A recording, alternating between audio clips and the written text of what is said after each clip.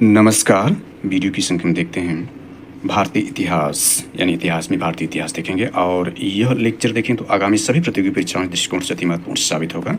जिसके अंतर्गत देखें तो उत्तर प्रदेश लोक सेवा आयोग द्वारा आयोजित अपर पीटी एग्जाम 2025 के लिए लेक्चर अति महत्वपूर्ण होगा, जो कि उससे संदर्भित सिलेबस में जो टॉपिक है भारत का इतिहास एवं भारतीय राष्ट्रीय आंदोलन, उससे यह प्रेरित है। और साथ ही उसमें देखें तो एलटी ग्रेड जो अभी नई वैकेंसी उत्तर प्रदेश लोक सेवा आयोग द्वारा जारी की गई है, जिसका फॉर्म फिलअप जो है 28 जुलाई से शुरू हो चुका है, उसको आप फॉर्म फिलअप कर लें। जिसमें 30 प्रश्न जो है जीएस के प्रश्न पूछे जाएंगे। उसमें भी संदर्भित टॉपिक जो है यह भारत का इतिहास एवं भारतीय राष्ट्रीय आंदोलन से प्रेरित है और यानी इसी पर आधारित है, जो कि लेक्चर यह बनाकर इस पर अपलोड करने का प्रयास किया जा रहा है। और जो है 30 प्रश्न अति महत्वपूर्ण है एलटी ग्रेड के लिए। साथ ही अपर पीटी एग्जाम में यह महत्वपूर्ण टॉपिक है भारतीय इतिहास और भारतीय राष्ट्रीय आंदोलन का। इसके अलावा जो है आरओ मेंस अभी जिसका एग्जाम 27 जुलाई 2025 को आयोजित किया गया था, उसका जो मेंस बहुत जल्द कंडक्ट कराया जाएगा। उसमें जो जीएस है वो ऑब्जेक्टिव टाइप 120 प्रश्न पूछे जाएंगे। उस जीएस में भी यह संदर्भित टॉपिक जो भारत के इतिहास में भारतीय राष्ट्रीय आंदोलन महत्वपूर्ण है। इसके अलावा पेट जिसका एग्जाम 6 से यानी 6-7 सितंबर 2025 को प्रस्तावित है, उसमें भी ये महत्वपूर्ण टॉपिक संदर्भित है सिलेबस के अकॉर्डिंग। सिलेबस सारे हम देख चुके हैं जिनका हमने नाम लिया है। इसके अलावा एसपीएससी राज्य लोक सेवा आयोग के अंतर्गत देखें तो 31वीं बीपीएससी में भी यह टॉपिक महत्वपूर्ण है, भारत का इतिहास एवं भारतीय राष्ट्रीय आंदोलन। एमपीएससी, जेपीएससी, आरपीएससी, यूपीएससी, साथ ही संघ लोक सेवा आयोग की परीक्षाओं यानी यूपीएससी की परीक्षाओं में भी ये महत्वपूर्ण टॉपिक है। एसएससी, यूपीएससी द्वारा आयोजित पेट को हमने समझ लिया है। तो चलिए इस लेक्चर को शुरू करते हैं, जो कि भारत का इतिहास एवं भारतीय राष्ट्रीय आंदोलन के जो सिलेबस में अकॉर्डिंग टॉपिक है उस पर आधारित हम भारत के इतिहास को देखेंगे। और भारत के इतिहास में पहला जो पार्ट इसका है यानी प्राचीन भारत का इतिहास, एंशिएंट इंडियन हिस्ट्री, इसको हम देखने जा रहे हैं। इस पर 2 महत्वपूर्ण लेक्चर बनाकर इस चैनल पर अपलोड कर दिए गए हैं। तो आप प्लीज़ इस चैनल को सब्सक्राइब करके वीडियो को लाइक करके सारे लेक्चर को देखते रहें।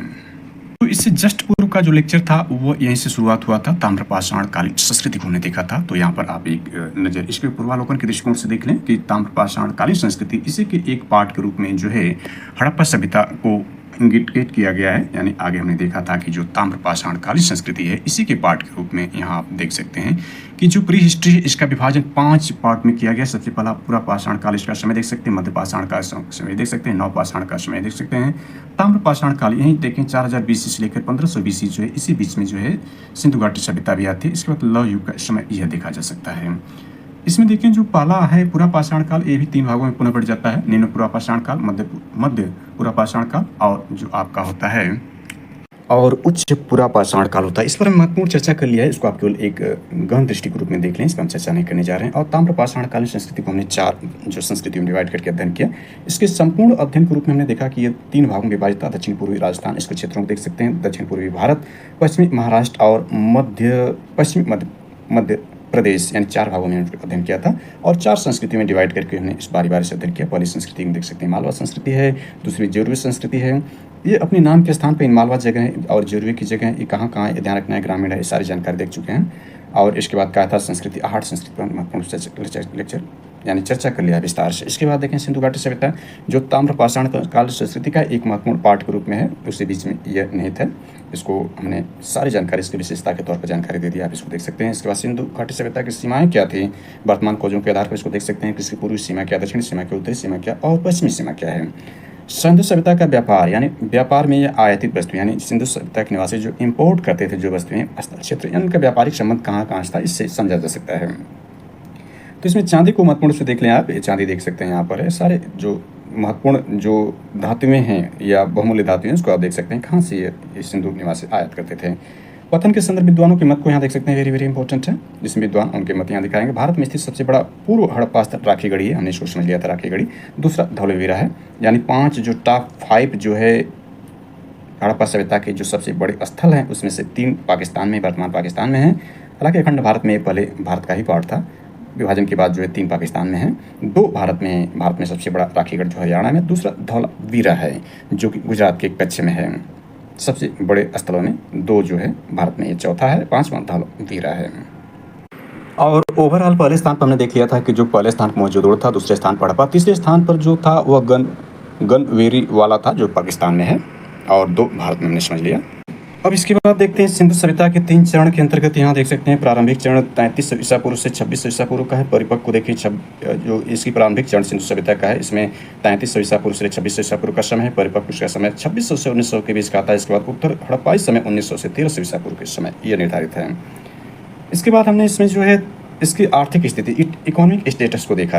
यानी इकोनॉमिक स्टेटस का मतलब ये है, हमने जब इसका सिलेबस का बारी बारी से अध्ययन किया था, जिसको हमने शुरू में चर्चा कर लिया था, जिसमें अपर पीटी एग्जाम, एलटी ग्रेड और जो आर ओ मेंस है और जो आपका पेट है, उसके सिलेबस में हमने देखा था कि भारत का इतिहास में भारतीय राष्ट्रीय आंदोलन के अंतर्गत जो जानकारी नहीं थी, वो इतिहास के अंतर्गत यानी इतिहास के अंतर्गत भारतीय इतिहास के सामाजिक, आर्थिक व राजनीतिक पक्षों की व्यापक जानकारी पर विशेष ध्यान देना है। तो ये आर्थिक जानकारी यहाँ पर है। इसके बाद हर पक्ष पर हम जो है आर्थिक, सामाजिक और राजनीतिक पक्षों की व्यापक जानकारी देने का प्रयास करेंगे।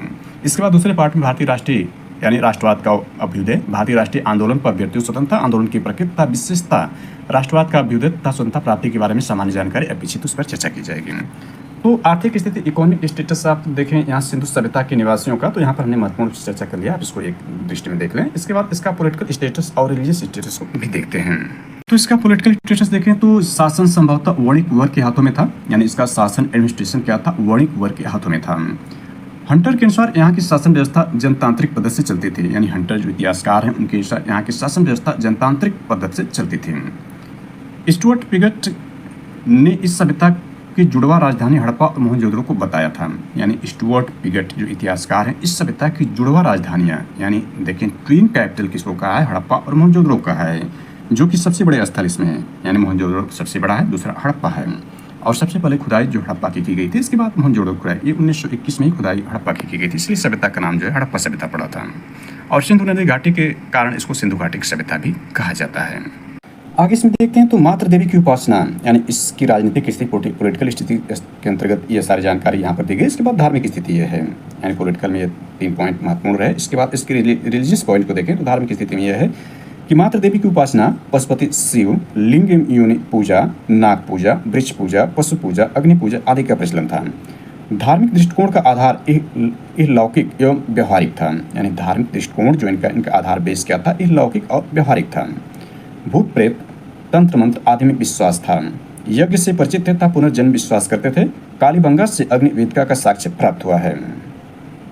कालीबंगा को देख लें, यहाँ पर चर्चा करते चल रहे हैं क्योंकि ये आगे विस्तार से चर्चा करेंगे। कालीबंगा जो है ये राजस्थान के हनुमानगढ़ जिले में स्थित है। कालीबंगा जो घग्गर नदी के तट पर 1953 में इसका उत्खनन जो है बी के थापर और ब्रिजवासी लाल ने कराया था। कालीबंगा का अर्थ होता है काले रंग की चूड़ियाँ।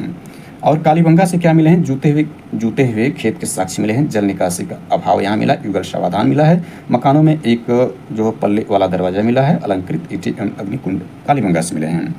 तो धार्मिक स्थिति को हम देख रहे हैं। इसके बाद मंदिर के अवशेष नहीं मिले। ध्यान रखना है कि जो सिंधु घाटी सभ्यता की धार्मिक स्थिति उसमें मंदिर के अवशेष नहीं मिले, अर्थात यहाँ मंदिर का कोई अवशेष नहीं है। हालांकि धार्मिक थे, यानी पूजा करते थे, तो इनका धार्मिक दृष्टिकोण क्या था, अलौकिक व्यवहारिक था, लेकिन मंदिर के अवशेष नहीं मिले हैं।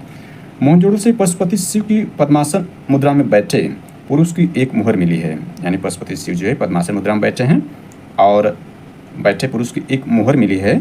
वहीं हड़प्पा से प्राप्त एक मूर्ति में स्त्री के गर्भ से निकलता पौधा दिखाया गया है। यानी पशुपति शिव कहाँ से मिले हैं, मोहनजोदड़ो से मिले हैं, जो कि इसका सबसे बड़ा स्थल मोहनजोदड़ो है सभ्यता का, वहाँ से पशुपति शिव जी मिले हैं। ये दूसरा उत्खनन स्थल है। 1922 में इसका स्थलन रखालदास बनर्जी जी ने किया था। और इसके बाद देखें जो हड़प्पा है, जो सबसे पहले खुदाई में प्राप्त हुआ था 1921 में, दयाराम साहनी जी ने इसका उत्खनन कराया था 1921 में, रावी नदी के तट पर है। यहाँ से देखें तो एक मूर्ति में स्त्री के गर्भ से निकलता हुआ पौधा दिखाया गया, यानी गर्भ से निकलता पौधा हड़प्पा से मिला है। और पशुपति शिव जी जो एक पद्मासन मुद्रा में बैठे, ये मोहनजोदड़ो से प्राप्त हुआ। इंपॉर्टेंट है, धार्मिक स्थिति को इंडिकेट करता है। यहाँ पर एक क्वेश्चन बनता है, उसको जो यूपीपीएससी में पूछा गया उसको यहाँ पर ऐड कर लें। तो देखें मूर्ति पूजा का आरंभ कब से माना जाता है, अक्सर यूपीपीएससी में अक्सर फेवरेट क्वेश्चन के रूप में शामिल रहा है। तो मूर्ति पूजा का आरंभ कब से माना जाता है, तो पूर्व आर्य काल यानी प्री आर्यन काल से जो मूर्ति पूजा का संबंध माना जाता है। यानी इसका विस्तार करें तो देखें मूर्ति पूजा का प्रारंभ पूर्व आर्य काल से माना जाता है। सैंधव सभ्यता से मूर्ति पूजा प्रचलित थी, यानी सिंधु सभ्यता में मूर्ति पूजा प्रचलित थी। इसके उदाहरण अनेक सैंधव पुरास्थलों से प्राप्त मातृ देवी की मृण मूर्तियाँ तथा मोहरों पर प्राप्त चित्र से मिलता है। क्यों कहें कि जो इनकी धार्मिक स्थिति के हिसाब से हम देखें तो यहाँ तो मंदिर के अवशेष नहीं मिले, लेकिन मूर्ति पूजा यहीं से प्रारंभ माना जाता है। यानी पूर्व आर्यकाल का मतलब आर्यकाल से पहले काल, यही जो सिंधु घाटी सभ्यता जो आर्यकाल से पहले की थी, ये नगरीय सभ्यता है, ये भी इंपॉर्टेंट रखना। जबकि आर्यकाल की सभ्यता आगे हम देखेंगे जो ग्रामीण सभ्यता थी। तो ये धार्मिक स्टेटस के बारे में थोड़ा सा विस्तार इसमें कर लिया। इसके बाद देखते हैं प्रमुख साक्ष्य स्थल को। तो इसके सबसे पहले इसका जो है सोशल स्टेटस को भी देख लेते हैं इस सभ्यता के। तो परंपरागत इकाई परिवार यानी फैमिली थे। परंपरागत इकाई क्या थे इसके, परिवार थे। सैंधव समाज संभवतः मात्र सत्तात्मक स्त्री मृण मूर्तियां मिलने से यह सिद्ध होता है कि सैंधव समाज क्या था, संभवतः मात्र सत्तात्मक था। इंपॉर्टेंट है कि याद से रखें कि जो सबसे प्राचीन सभ्यता है भारत की और विश्व की सबसे प्राचीनतम सभ्यताओं में से एक सिंधु घाटी सभ्यता क्या थी, मात्र सत्तात्मक सभ्यता थी और नगरीय सभ्यता थी, सभ्य सभ्यता थी। तो यह मात्र सत्तात्मक सभ्यता थी। इंपॉर्टेंट एग्जाम के रूप में नोटेड पॉइंट के रूप में रखें। समाज अनेक वर्गों जैसे पुरोहित व्यापारी में विभक्त था, यानी समाज अनेक वर्गों में विभाग था, जिसमें महत्वपूर्ण से देखें तो पुरोहित, व्यापारी, अधिकारी, शिल्पी, जुलाहे, श्रमिक में विभाजित थे। इसमें व्यापारी सबसे प्रभावी थे। देखें यहाँ पर समाज कितने भागों में बटा हुआ है, तो 1 2 3 4 5 6, यानी 6 भागों में समाज बटा हुआ, जिसमें से व्यापारी सबसे प्रभावी थे और ये हमेशा प्रभावी रहे हैं। आज भी व्यापारी प्रभावी हैं। ऐसा नहीं है कि ये उस दौर में, यानी जो बेस होता है, मूलभूत जानकारी होती है इतिहास की या अपनी संस्कृति सभ्यता का जो बेस होता है वह ज़्यादातर चेंज नहीं होता, वह कालांतर में कई शताब्दियों से बना रहता है वो चीज़ें। तो वह जो विकृत रूप में जो है वो हमेशा समाज में बना रहता है, उसका कई विकृति रूप में होती है, फिर उसका विध्वंस होता है, फिर उसका स्थान नया आता है, नए रूप में नवीनीकरण होता है, लेकिन उसके बेस हमेशा अपरिवर्तित रहते हैं किसी भी सभ्यता संस्कृति के। तो यहाँ देख सकते हैं कि समाज जो है देखिए हमने 6 प्रमुख रूप से 6 भागों में डिवाइड था। और हमने देख लिया था कि जो अन्न ऊपर हमने देखा था, यानी मानव द्वारा पालतू जानवर बनाए गए थे, ये भी 6 थे, जिसमें बैल, भैंस, गाय, भेड़, कुत्ते और खच्चर था। और हाथी को पालतू बना लिया गया था। यहाँ सारी जानकारी इसको देख सकते हैं। अनाज को मैंने देखा था कि 9 फसलों, यानी 9 प्रकार की फसलों के, ये जो 9 इंपॉर्टेंट है, आप 9 फसलों को याद कर लें। पालतू जानवर 6 प्रकार के थे, समाज 6 प्रकार से बटा था। ये सारी जानकारी जो अक्सर एग्जाम में कभी कभार पूछ देता है इस सब ऊपर, तो आप इसको नोटेड पॉइंट के रूप में रखें। इसके बाद देखें तो यह है कि योद्धा वर्ग के अस्तित्व का कोई साक्ष्य नहीं है, यानी यहाँ जो योद्धा वर्ग था या क्षत्रिय वर्ग कर सकते हैं, जो क्षत्रिय योद्धा वर्ग था, यहाँ पर कोई अस्तित्व नहीं है, लेकिन व्यापारी थे, यानी व्यापार करने में सबसे प्रभावी थे। संभवतः दास प्रथा प्रचलित थी, यानी दास बनाने की जो परंपरा थी, यानी दास प्रथा प्रचलित थी इस सभ्यता में। सैंधव लोग शाकाहारी और मांसाहारी दोनों थे। आभूषणों का प्रयोग पुरुष और महिला दोनों करते थे, यानी आभूषण दोनों के प्रिय था, यानी पुरुष भी पहनते थे और महिलाएं भी पहनती थी, इसलिए दोनों को प्रिय था आभूषणों का, तो दोनों प्रयोग करते थे। और सैंधव निवासी शाकाहारी और मांसाहारी दोनों थे और दास प्रथा थी, ये भी नोटेड पॉइंट है। योद्धा वर्ग का अस्तित्व न होने का मतलब क्षत्रिय वर्ग इसमें नहीं था, क्षत्रिय में योद्धा ही है, तो योद्धा जो है वह वर्ग इसमें नहीं था।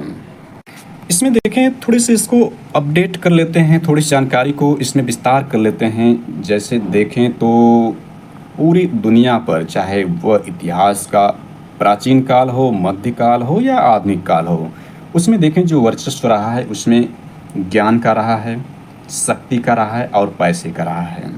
यानी ज्ञान का, शक्ति का और पैसे का। पैसे मीन्स यहाँ व्यापार का हो गया, और यहाँ जो शक्ति है, शक्ति मीन्स योद्धा जो वर्ग है, शक्ति यहाँ पर है।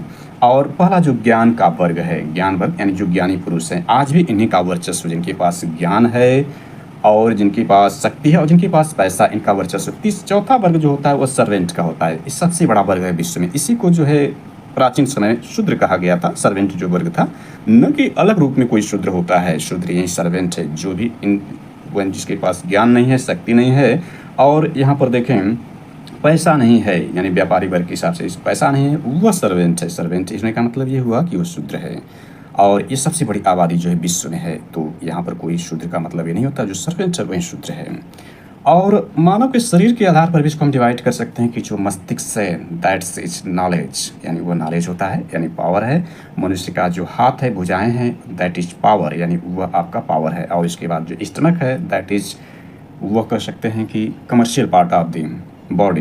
कमर्शियल पार्ट यानी मनुष्य के शरीर में ये सारी शक्तियाँ विद्यमान हैं। ज्ञान की शक्ति है, शक्ति है, इसके बाद व्यावसायिक शक्ति है, जिसके आधार पर वह जीवनोपार्जन करता है, और स्वयं को स्वच्छ बनाने की शक्ति होती है, यानी सर्वेंट की भी शक्ति उसी के पास मानव के शरीर में ही ये सारे वर्ग विद्यमान हैं। एक तरह से आप इसको लॉजिकल समझने के प्रयास करें तो, और कहीं बाहर से कुछ नहीं है, यही सब स्थितियाँ है। हालांकि उसका विकृत रूप में लोगों ने अपने अपने हिसाब से उसका प्रयोग करना शुरू कर दिया था, वो अलग बातें हैं, और समझने वाले भी अलग अलग ढंग से समझते हैं। चलिए इसको यहाँ पर देखते हैं। तो हमने देखा इसका जो है यह आपका political status, social status of Sindhu civilisations. इसके बाद देखते हैं प्रमुख साक्ष्य स्थल को इसमें समझ लेते हैं, यानी सिंधु सिविलाइजेशन में जो मेन इसके जो स्थल हैं उसके साक्ष्य के रूप में, यानी प्रूफ के रूप में देखें तो सबसे पहला इसमें कालीबंगा को देखते हैं, जो राजस्थान। कालीबंगा को हमने समझ लिया था, कालीबंगा का मतलब होता है काले रंग की चूड़ियाँ, जो कि राजस्थान में है। राजस्थान के हनुमानगढ़ जिले में है। जोते हुए खेत, यहाँ से क्या मिले हैं? जोते हुए खेत, नक्काशीदार ईंटें मिली हैं, अग्निकुंड मिला है कालीबंगा से, इंपॉर्टेंट है। मोहनजोदड़ो जो इस सभ्यता का सबसे बड़ा स्थल है, यहाँ से क्या मिला? जो पाकिस्तान में है। स्नानागार, सबसे बड़ी सैंधवकालीन इमारत ये स्नानागार है। पशुपति शिव की मूर्ति, नर्तकी की मूर्ति यहाँ से मिली है। लोथल जो ये भारत में है, एक बंदरगाह शहर के रूप में, यहाँ से अग्निकुंड मनके का कारखाना मिला है। हड़प्पा जो दूसरा सबसे बड़ा स्थल, ये भी पाकिस्तान, आधुनिक पाकिस्तान में है। यहाँ से मोहर, अधिकांश मोहरों पर एक श्रृंगी पशु का अंकन किया गया है। इसके बाद चौंदड़ो देखें तो यहाँ से मनका बनाने का कारखाना चौंदड़ो से मिला है। चौंदड़ो देखें तो यह जो है सिंधु नदी, सिंध पाकिस्तान में ये भी है। यहाँ मन के बनने कारखाना, वक्राकार ईंटें, काश्य की बैलगाड़ी, इक्का गाड़ी इत्यादि के अवशेष मिले हैं। 1931 में गोपालन मजूमदार ने इसकी खुदाई करवाई गई है। चौंदड़ो ये इंपॉर्टेंट है। इसके अवशेष प्रमुख साक्ष्य स्थल के रूप में इसको नोट कर लें। कृषि के साक्ष्य कहाँ से मिले हैं? तो देखिए, मुख्य फसल गेहूं और जौ। कपास सबसे पहले सिंधु सभ्यता में उगाया गया था। इंपॉर्टेंट है कि कपास सबसे पहले कहाँ गया था? सिंधु सभ्यता में। बनावली जो हरियाणा में है, मिट्टी के हल यहाँ से प्राप्त हुए हैं। इसके बाद देखते हैं तो नगरों एवं घरों के विन्यास में ग्रीक पद्धति का उपयोग किया गया है। नगर जो बने हैं और घर बने उनका विन्यास क्या है? ग्रीक पद्धति का प्रयोग किया गया है। सूती एवं ऊनी वस्त्रों का प्रयोग, यानी सूती और ऊनी वस्त्रों का प्रयोग इसमें किया गया है। टेराकोटा का मतलब आग में पकी मिट्टी। आग में पकी हुई मिट्टियाँ होती है, उसको टेराकोटा कहते हैं। तो काले रंग से डिजाइन लाल मिट्टी की बर्तन, यानी काले रंग से डिजाइन लाल मिट्टी की बर्तन जो है टेराकोटा कहलाते हैं। टेराकोटा का मतलब पूछ देगा तो आग में पकी हुई मिट्टियाँ टेराकोटा कहलाते हैं। मनोरंजन का देखें तो मछली पकड़ना, शिकार, पशु पक्षी लड़ाई, चौपड़ एवं पासा खेलना इनका मनोरंजन था। धौलावीरा से जल संग्रह हेतु बांधों के निर्माण का साक्ष्य है। यानी धौलावीरा से क्या है? धौलावीरा को हमने देख लिया था कि यह दूसरा भारत में सबसे बड़ा हड़प्पाकालीन स्थल है, जो कि गुजरात के कच्छ में स्थित है। तो यहाँ से जल संग्रह हेतु बांध के निर्माण का साक्ष्य मिला है। इसके बारे में हमने देखा था कि भारत का सबसे बड़ा हड़प्पाकालीन, यानी दूसरा सबसे बड़ा स्थल है।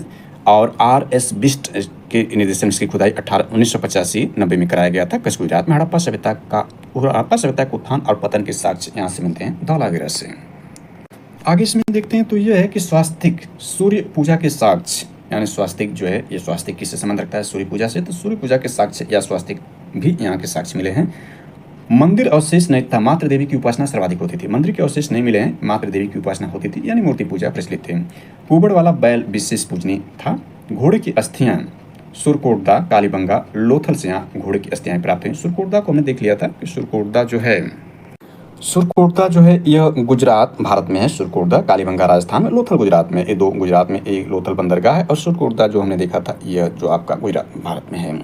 कालीबंगा राजस्थान में है, ये काले रंग की चूड़ी संबंधित है। इसके बाद यातायात इनका देखें, परिवहन देखें तो क्या है? 2 पहियों या 4 पहियों वाली बैलगाड़ी या भैंस गाड़ी, यानी इनका यातायात कैसे होता था? 2 पहियों या 4 पहियों वाली बैलगाड़ी होती थी या भैंस गाड़ी होती थी, यानी इसको बैल खींचते थे या तो भैंसा खींचते थे। भैंस गाड़ी का मतलब भैंसे भी उस समाज में थे, हमने देख लिया था, और बैल भी थे। तलवार से परिचित नहीं थे, यानी तलवार यहाँ नहीं थी। पर्दा प्रथा, वेश्यावृत्ति का प्रचलन था, यानी पर्दा प्रथा, जो महिलाएं पर्दा लगाती हैं, घूंघट इत्यादि जो करती हैं, पर्दा प्रथा था। और वेश्यावृत्ति भी यहाँ पर प्रचलित थी, यानी एक भयंकर बुराई भी वहाँ पर थी वेश्यावृत्ति के रूप में। दाह संस्कार देखें, यानी 16 संस्कारों में जो अंतिम संस्कार है, 16वां संस्कार वह दाह संस्कार, यानी अंतिम संस्कार दाह संस्कार विधि। युग्म समाधि लोथल एवं कालीबंगा से साक्ष्य मिले युग्म समाधि के। शव जलाना मोहनजोदड़ो एवं गाड़ना हड़प्पा, यानी सबसे बड़ा स्थल मोहनजोदड़ो और दूसरा सबसे बड़ा हड़प्पा। यहाँ जो शवों को गाड़ा जाता था, यानी ज़मीन के अंदर दबाया जाता था, ज़मीन के अंदर उनको मिट्टी डालकर जो है दबा दिया जाता था या गाड़ दिया जाता था। और शव जलाना जो है वह मोहनजोदड़ो में आज भी ये परंपराएं जारी हैं, यानी या तो गाड़ा जाता है या फिर जलाया जाता है आज भी, यानी मूलभूत जो चीज़ें हैं आज भी समाज में विद्यमान हैं। कुछ विकृतियां जो समाज से चली आती कालांतर में हजारों वर्षों से बाद वह विकृति रूप में आ जाती है और लोग उस विकृति को जो है अपनी परंपरा बना लेते हैं। हालांकि विकृतियों को जो समाज में है, समाज के हिसाब से उसको बदल देना चाहिए, क्योंकि जो विकृतियां होती है समाज के लिए घातक होती हैं। जैसे सती प्रथा जो थी वह विकृति के रूप में थी, उसको नष्ट कर दिया गया। इसके बाद जो समाज में जो विकृतियां थी उसमें जो बाल विवाह थी उसको भी समाप्त, दास प्रथा भी समाप्त कर दी गई। सारी विकृतियां जो थी समाज में धीरे धीरे नष्ट कर दी गई। तो कन्या भ्रूण हत्या एक व्यक्ति के रूप में थी, उसको जो समाज में नष्ट करना अति आवश्यक था। भारतीय वर्तमान समाज में जो उसको कानून बनाकर प्रचंडता से रोक लगा दी गई है। इसके बाद देखें तो हड़प्पाई स्थल को देख लेते हैं, यानी हड़प्पा सभ्यता के अंतर्गत इसके स्थल वेरी वेरी इंपॉर्टेंट होते हैं। इसके बाद वैदिक संस्कृति को देखेंगे। हड़प्पा सभ्यता का ये आखिरी पार्ट में रूप में हड़प्पा स्थल को देख लेते हैं, वेरी वेरी इंपॉर्टेंट है। तो वर्ष 1924 में जॉन मार्शल तत्कालीन ASI महानिदेशक ने सिंधु सभ्यता की खोज की घोषणा की थी। वर्ष 1924 में जॉन मार्शल जो कि ASI महानिदेशक थे, सिंधु सभ्यता की खोज की घोषणा की थी। इंपॉर्टेंट है, इसको नोटेड पॉइंट ग्रुप में रखें। हमने ऊपर देख लिया था कि देखिए ये सर जॉन मार्शल के निर्देशन पर राय बहादुर दयाराम साहनी ने 1921 में हड़प्पा की खुदाई करवाकर इस सभ्यता पर प्रकाश डाला था। तो चलिए इसमें देखते हैं। सबसे पहले यहाँ पर स्थल कौन कौन से स्थल हैं, भौगोलिक अवस्थिति क्या है, वर्तमान में खोजकर्ता कौन या खुदाई कौन करवाए, और यहाँ से साक्ष्य क्या मिले हैं। तो इंपॉर्टेंट हो जाता है एग्जाम दृष्टिकोण से। सबसे पहले हड़प्पा की खुदाई होती है, ये रावी नदी के तट पर बाएं तट पर, हड़प्पा जो रावी नदी की बाएं तट पर है, माउंट मोगरी पाकिस्तान में है। और इसकी खुदाई जो करवाए थे दयाराम साहनी जी 1921 में। और यहाँ से प्राप्त साक्ष्य में देखें तो श्रमिक निवास, 16 भट्टियाँ, 6 अन्नागार, कब्रिस्तान R37, शंख का बना बैल, कांसे का इक्का एवं दर्पण, मंजूषा, बर्तन पर मछुआरे का चित्र, उर्वरता की देवी का चित्र यहाँ से हड़प्पा से मिला है। ये दूसरा सबसे बड़ा स्थल है इस सभ्यता का। इसमें रावी नदी जो देखें, रावी नदी जो यहाँ पर सिंधु नदी है, पहले सिंधु नदी को यहाँ मोहनजोदड़ो समझ लेते हैं, फिर नदियों को देख लेते हैं वर्तमान दृष्टिकोण से, इसको समझ लेते हैं। यहाँ मोहनजोदड़ो देखें तो इस सभ्यता का सबसे बड़ा स्थल है। सिंधु नदी के दाएं तट पर है, सिंधु नदी के दाएं तट पर लरकाना पाकिस्तान, लरकाना वही स्थान है जहाँ गुरु नानक देव जी का जन्म हुआ था। इतिहास में इसको आप आगे हम देखेंगे। तो मोहनजोदड़ो यह सिंधु नदी के बाएं तट पर, और क्या है, रावी के बाएं तट पर, दाएं तट पर है, और यह आपका बाएं तट पर है। इसकी खोजकर्ता रखालदास बनर्जी 1922 में, यानी इसके 1 साल बाद। यहाँ पर इसकी विशेषताओं में देखें तो यहाँ से क्या मिला है, मृतकों का टीला, विशाल अन्नागार, कांसे की नग्न नर्तकी, कुंभार के 6 भट्टे, सूती कपड़ा, शतरंज की गोटियाँ, याद रखना शतरंज की गोटियाँ, यानी शतरंज इसमें विद्यमान था, शतरंज की गोटियाँ, दाढ़ी वाला साधु, हाथी का कपाल खंड, पशुपतु के अंकर की मोहरें, घोड़े के दांत, अभिलेख युक्त सर्वाधिक यहाँ से मोहनजोदड़ो से मिले हैं। अब नदियों के बारे में चर्चा कर लेते हैं। तो जो पंचनद है, जिससे पंजाब नाम पड़ा था, उसमें सबसे मुख्य नदी यही सिंधु नदी है। अभी देखिए हमने कि जो वर्तमान थोड़ा सा सामरिक रूप से जोड़ने का प्रयास करें तो 22 अप्रैल 2025 को जो है पहलगाम पर जो आतंकवादी हमला किया गया था जम्मू कश्मीर में पर्यटकों पर, तो भारत ने इस आतंकवादी जघन्य कार्रवाई के प्रत्युत्तर में 7 मई 2025 को ऑपरेशन सिंदूर चलाकर जो पाकिस्तान प्रायोजित जो आतंकवाद था या उनके गढ़ थे, जो कि POK, यानी जो पाकिस्तान कश्मीर का भाग अभी भी अपने भाग में लिया है, वह भारत का अखंड भाग है। पाकिस्तान अभी भी उसको कब्जाए हुए है, यानी अपने पाक अधिकृत कश्मीर के रूप में उसको लिए हुए है। तो भारत वहाँ का और उसके कुछ जो समीप से कश्मीर के लगे तो उसको नेस्तनाबूद कर दिया, उनको ध्वस्त कर दिया ऑपरेशन सिंदूर के तहत। तो जम्मू कश्मीर जो सिंधु नदी थी, इसके सिंधु जल समझौता था, उसके पानी को भारत ने रोक दिया था, जो कि यह इसका उद्गम देखें तो तिब्बत के मानसरोवर से 2 नदियाँ जिसमें सिंधु है और सतलज आती हैं। तो सिंधु नदी तंत्र में सबसे ऊपर जो आपका ये सिंधु है। इसके बाद दूसरी नदी इसमें आती है झेलम, यानी इसके नीचे झेलम है। झेलम के बाद जो आती है इसकी सबसे मुख्य नदी जो है वो सिंधु हुआ। दूसरी मुख्य नदी जो आती है वो आपकी आती चिनाब आती है, यानी झेलम के बाद चिनाब आती है। ये जो झेलम है ये चिनाब में आकर मिल जाती है, और चिनाब के नीचे जो रावी है, रावी भी आकर जो है वह चिनाब में मिल जाती है। इसके बाद सतलज है, सतलज भी आकर जो है वह आपका चिनाब में आकर मिल जाती है। और इसके बाद ब्यास है, ब्यास जो है यह आपका जो है सतलज में आकर मिल जाती है। तो ये 5 नदियों का तंत्र से पंजाब है। बंटवारे के बाद कुछ भाग पंजाब का भारत में है और बहुत ज़्यादा भाग पाकिस्तान में चला गया था। तो यहाँ पर समझ सकते हैं कि यहाँ पर जो रावी है, रावी नदी को यदि हम देखना चाहें तो रावी नदी जो है वो मुख्य नदी जो चिनाब है, मुख्य नदी चिनाब, यानी तीसरी नदी, पहली सिंधु है, दूसरा आपका जो है झेलम है, तीसरा चिनाब है, इसके बाद रावी है। तो यह रावी नदी के बाएं तट पर, बाएं का मतलब ये हो गया कि चूंकि इधर जा रहे हैं तो ये नीचे होगा, पाकिस्तान वाले पार्ट में नीचे की तरफ है। और इस सिंधु नदी के दाएं तट पर, दाहिने का मतलब ये ऊपर है, यानी इधर होगा। जो हड़प्पा सभ्यता पाकिस्तान में है ये इधर है इसका। तो इसको हमने विशेषता के आधुनिक नदियों के रूप में देख लिया। तो सिंधु नदी के बाद दूसरी सबसे महत्वपूर्ण नदी हमने देखा था वो चिनाब नदी है। चिनाब में आकर सारी नदियां जैसे आपका झेलम, रावी, ब्यास, सतलज आकर मिल जाती हैं, और चिनाब अंतर जो है सिंधु में मिलकर मुख्य नदी में प्रवाहित होते हुए आकर अंतर अरब सागर में मिल जाती है।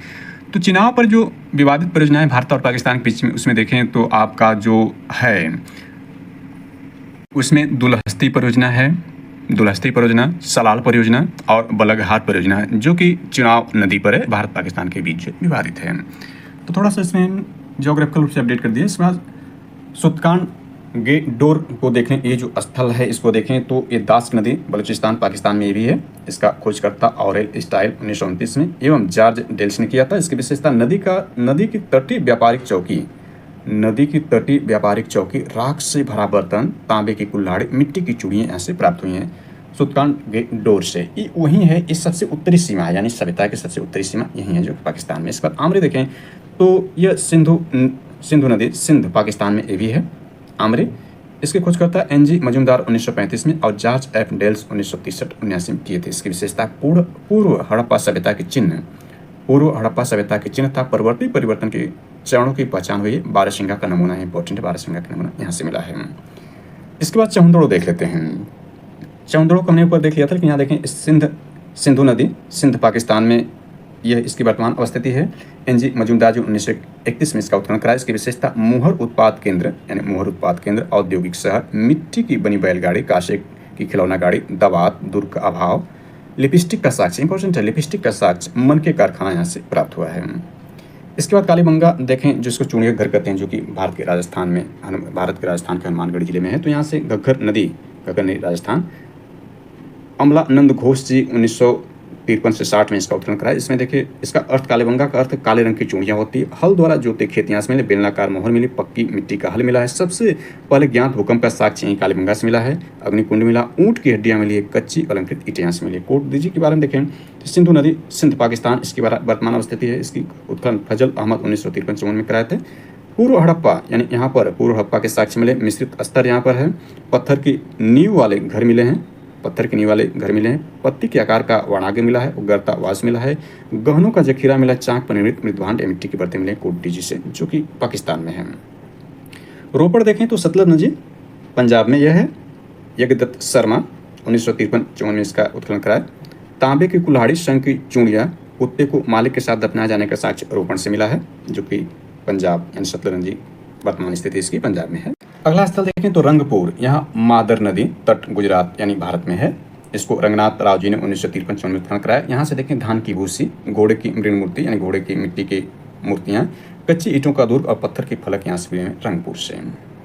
आगे देखते हैं तो सुरकोटदा है, एक कच्छ गुजरात में है। इसके यानी वर्तमान स्थिति ये रही।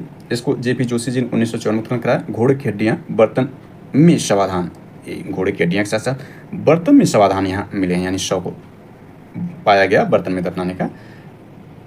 इसके बाद देखें लोथल, वेरी वेरी इंपॉर्टेंट है। भोगवा नदी अहमदाबाद गुजरात में इसकी वर्तमान स्थिति। रंगनाथ राव जी ने इसका उत्खनन 1957 कराया। यहाँ से देखें तो अन्नानागार सुमेरियन मूल से संबंधित अक्षी नलिका सहित सोने के मनके मिले हैं, यानी सुमेरियन मूल से संबंधित अक्षी नलिका सहित सोने के मनके मिले, इंपॉर्टेंट है।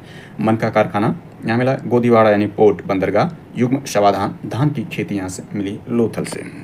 लोथल को थोड़ा विस्तार कर लें तो यहाँ देखें ये सारी चीज़ें तो मिली। इसमें इसे लघु हड़प्पा यानी लोथल को जो इसे लघु हड़प्पा या लघु मोहनजोदड़ो भी कहा जाता है। बंदरगाह नगर है। चावल उगाने के अवशेष यहाँ से मिले हैं। अन्य पीसने की चक्की मिली है। युगल शवाधान मिला है। पारस की मोहरें मिली हैं। नाव के साक्ष्य मिले। अग्निवेदी के प्रमाण मिले। हाथी दांत का पैमाना मिला। एक चित्रित मृदभांड मिला है। पंचतंत्र की कहानियाँ, चालाक लोमड़ी की याद इत्यादि यहाँ से साक्ष्य हैं। इसके बाद UP स्पेशल के लिए वेरी वेरी इंपॉर्टेंट है। आलमगीरपुर हिंडन नदी उत्तर प्रदेश में है। यज्ञदत्त शर्मा जी ने 1958 में इसका उत्खनन कराया।